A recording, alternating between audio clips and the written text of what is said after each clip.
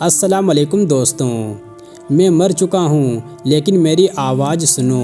میں اب اس دنیا میں نہیں ہوں، میری سانسیں بند ہو چکی ہیں، دل دھڑکنا رک چکا ہے۔ لوگ میری قبر پر آ کر فاتحہ پڑھتے ہیں، مگر میں اب صرف ایک آواز ہوں جو چاہتی ہے کہ تم سنو میری وہ باتیں جو میں زندہ رہتے کہتے رہ گیا۔ جب میری روح نکلی تو لگا جیسے کچھ اندر سے کھینچ لیا گیا ہو۔ آنکھیں کھلی تھیں مگر اب ان میں روشنی نہیں تھی۔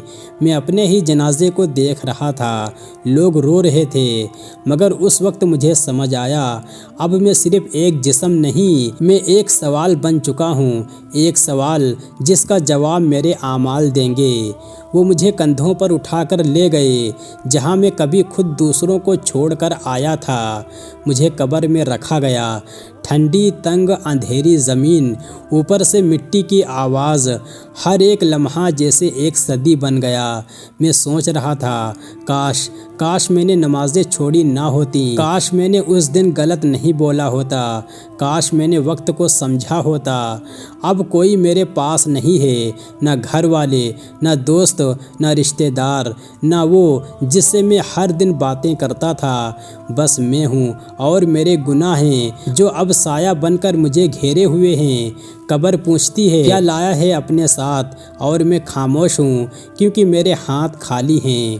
پھر آئے وہ دو فرشتے جن کے نام میں نے دنیا میں سنے تھے، منکر اور نکیر۔ ان کی آواز جیسے بجلی گری ہو۔ انہوں نے آ کے پوچھا تیرا رب کون ہے، تیرا دین کیا ہے، یہ جو شخص تمہارے اندر بھیجے گئے یہ کون ہیں؟ میں جواب دینا چاہتا تھا مگر اب وہ زبان جو دنیاوی باتوں میں چلتی تھی اب وہ خاموش تھی۔